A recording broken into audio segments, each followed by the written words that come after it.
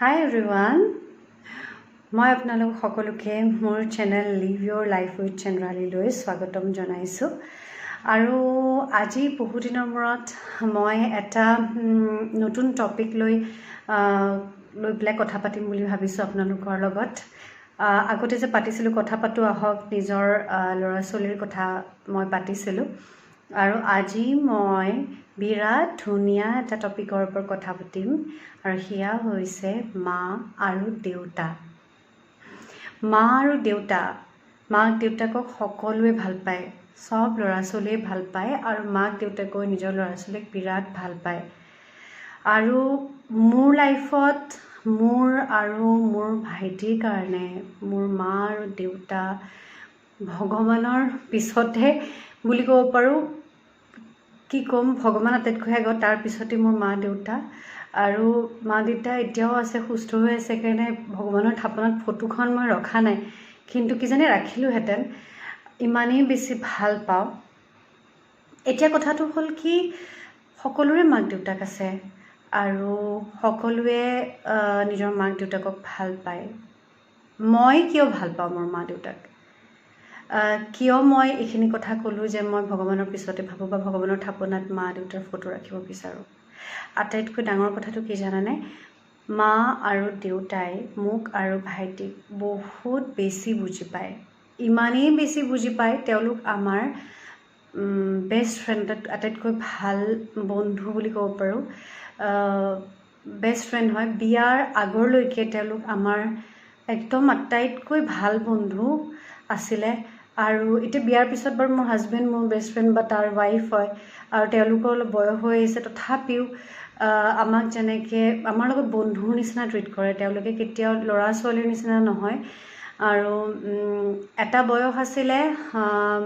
যেতিয়া ক্লাছ 10 মানলৈকে তেওঁলোকে আমাক বহুত শাসন কৰিছিলে, শাসনত ৰাখিছিলে। মানে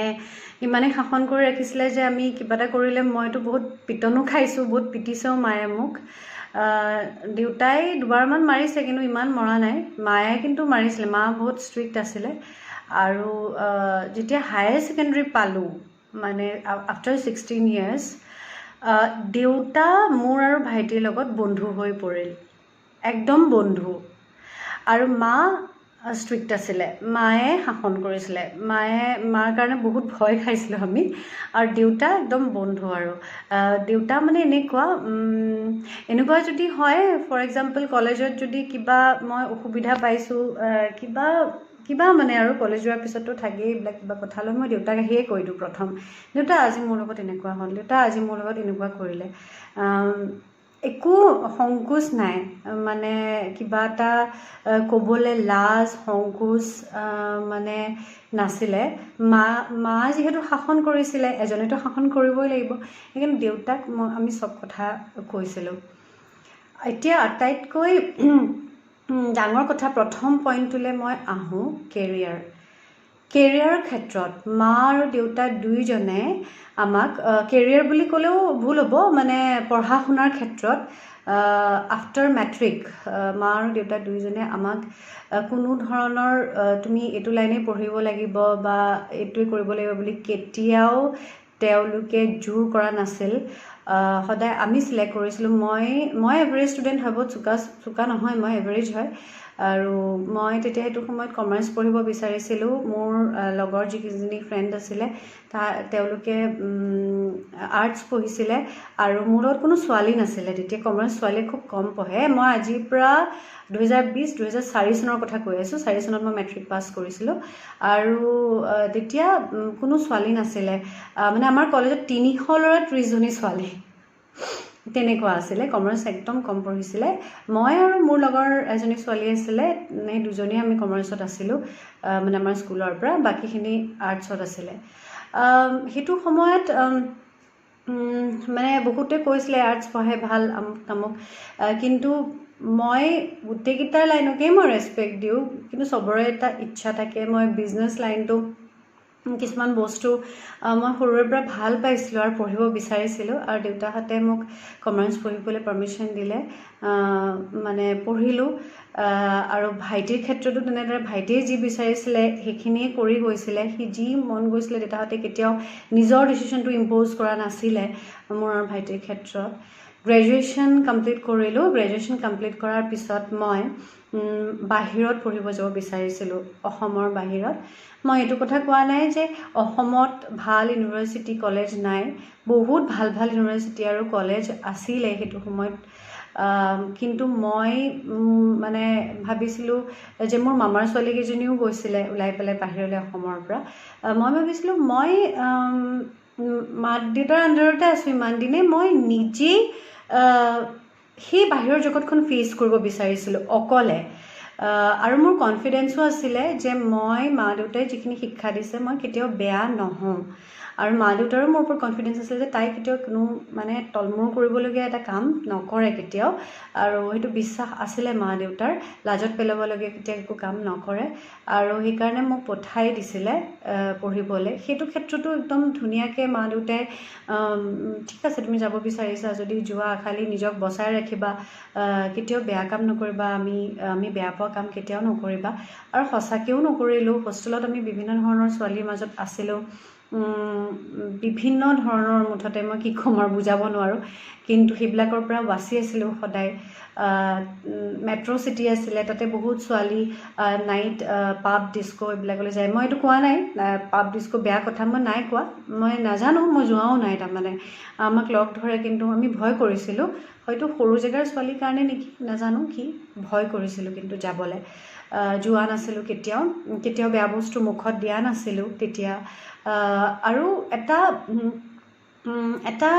যিটো মই সদায়তো মা দেউতাহঁতে মোক যথেষ্ট বিশ্বাস আৰু মৰম কৰিছিল কাৰণে সদায় এইটো বস্তু আছিলে এইটো কাম কৰিলে মা দেউতাই মনত দুখ পাব নকৰোঁ এইটো আৰু তেনেকেই মই বাহিৰত 3 বছৰ থাকিলোঁ কেৰিয়াৰটো তাতেই অলপ আৰম্ভ কৰিছিলে এতিয়া বাৰু মই জব নকৰোঁ বিভিন্ন পৰিস্থিতিৰ কাৰণে মই এতিয়া জব কৰা নাই বাৰু কিন্তু মা দেউতাই মোক MBA ডিগ্ৰীটো দিয়ালে ভালকৈ ল'লোঁ মই কেম্পাছিঙত মই প্ৰথম জবটো পালোঁ মা দেউতাই ডিগ্ৰীটোহে দিয়াব পাৰে পিছৰখিনি আমাৰ কথা আৰু সেই ডিগ্ৰীটোৱে আমাক বহুত কনফিডেঞ্চ দিয়ে আমি যিখিনি পঢ়িলোঁ সেই ডিগ্ৰীটোৱে আমাক বহুত বেছি কনফিডেঞ্চ দিয়ে বহুত কথা জানিব পাৰিলোঁ শিকিব পাৰিলোঁ আৰু বাহিৰত পঠিয়াই দিয়াৰ কাৰণে আমি বাহিৰৰ এক্সপ'জাৰটো পালোঁ নিজকে কেনেকৈ ষ্ট্ৰং বনাব পাৰি কেনেকৈ কিছুমান বস্তু ফেচ কৰিব পাৰি মানে সেইখিনি মাক দেউতাকৰ লগত থকাখিনিতকৈ বাহিৰত থকাখিনিয়ে বহুত বুজি পায় যে ঘৰৰ বাহিৰত আঁতৰি আছে আৰু মই অসমৰ বাহিৰত গুচি গৈছিলোঁ সেইকাৰণে অসমৰ বাহিৰত বিভিন্ন ধৰণৰ মানুহ লগ পাইছিলোঁ মোৰ ৰুমমেটছখিনি মই আগতে কৈছোঁ এটা ভিডিঅ'ত যে তেলেগু বিহাৰী ছোৱালী আছিলে বেংগলী ছোৱালী আছিলে বিভিন্ন ধৰণৰ মানে ভাষা সংস্কৃতি সেইখিনি দেখিছিলোঁ শিকিছিলোঁ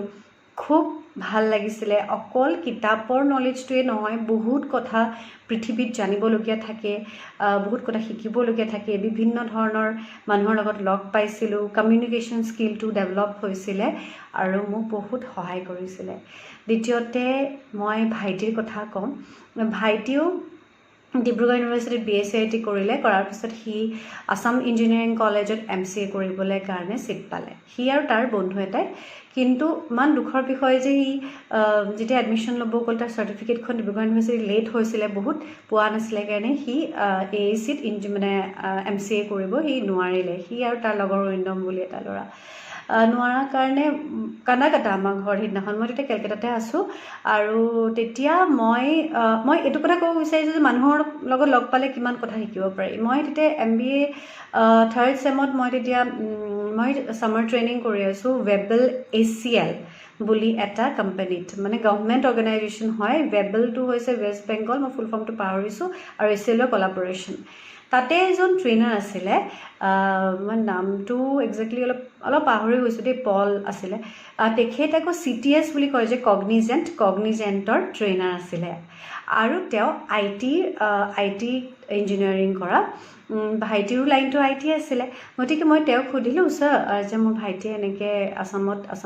ইঞ্জিনিয়াৰিং কলেজত পঢ়িবলৈ ছিট পাই নোৱাৰিলে চ' বেংগলত কিবা অপশ্যন আছে নেকি আৰু প্ৰাইভেটত দেউতাই এফৰ্ড কৰিব নোৱাৰে চ' গভৰ্ণমেণ্ট কিবা অপশ্যন আছে নেকি তেতিয়া তেওঁ ক'লে যে BC ৰয় ইঞ্জিনিয়াৰিং কলেজ বুলি এখন কলেজ আছে দুৰ্গাপুৰ ৱেষ্ট বেংগলৰ দুৰ্গাপুৰত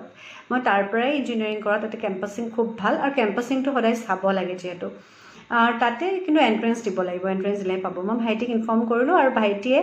এণ্ট্ৰেঞ্চ দিলে এণ্ট্ৰেঞ্চটোৰ নাম আছিলে জেকা I think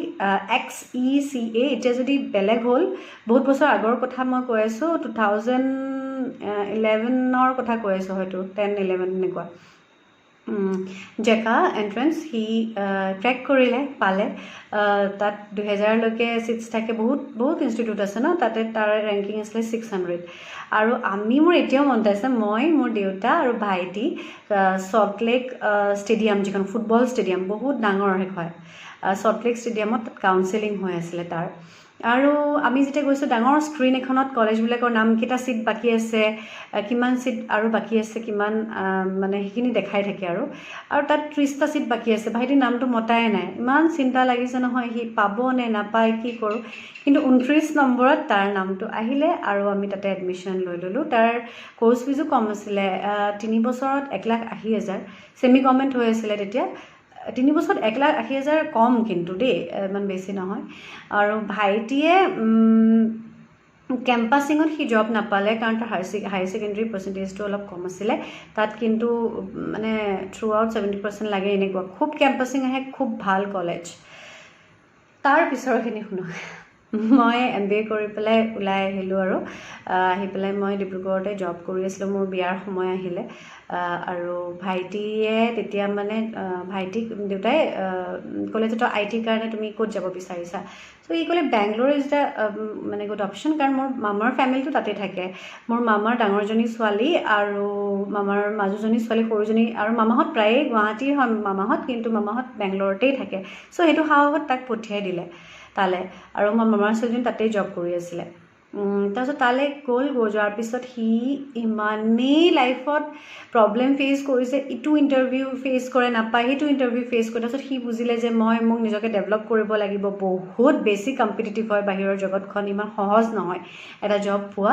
আৰু ই বহুত কষ্ট মোৰ এতিয়াও মনত আছে দেউতালৈ তেতিয়া ফোন কৰিছে দেউতা মোৰ জোতাযোৰ ফাটি গৈছে মোক জোতাযোৰ দিবা নি তেতিয়া দেউতাই কৈছে মই জোতা দিব নোৱাৰোঁ যিমান টকা মই পঠিয়াওঁ সেইখিনিৰ ভিতৰতে এডজাষ্ট কৰিব পাৰোঁ যদি কৰ মই দিব কিন্তু নোৱাৰোঁ কাৰণ পঢ়ালে শুনালে জবটো পোৱা নাই আৰু দেউতাৰ মনটো বেয়া লাগে কিন্তু সেইটো সময়ত কিন্তু তাক কিবা এটা সি যাতে কিবা এটা বনক সেই কথাটো চিন্তা কৰি সি নিজৰ ভৰিৰ ওপৰত থিয় হওক আত্মনিৰ্ভৰশীল হওক আৰু সেইকাৰণে দেউতাই সেই কথাষাৰি কৈছিলে আৰু ভাইটিয়ে ফাইনেলি জব পালে আৰু এতিয়া ভাইটিয়ে এটা IT কোম্পানীত জব কৰে অৰেকেলত কৈ ভাল লাগে ভাল পোষ্টত আছে সি কষ্ট কৰি পেলাই সি ইমানখিনি এচিভ কৰিছে পঢ়াত এভাৰেজে আছিলে সি কিন্তু বাকী চাকৰি জীৱনত সি অকল নিজৰ কষ্টৰ বলত সি কৰিলে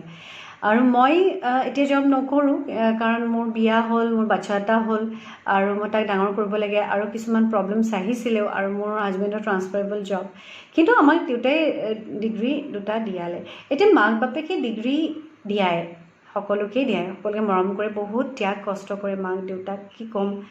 ভগৱান তেওঁলোক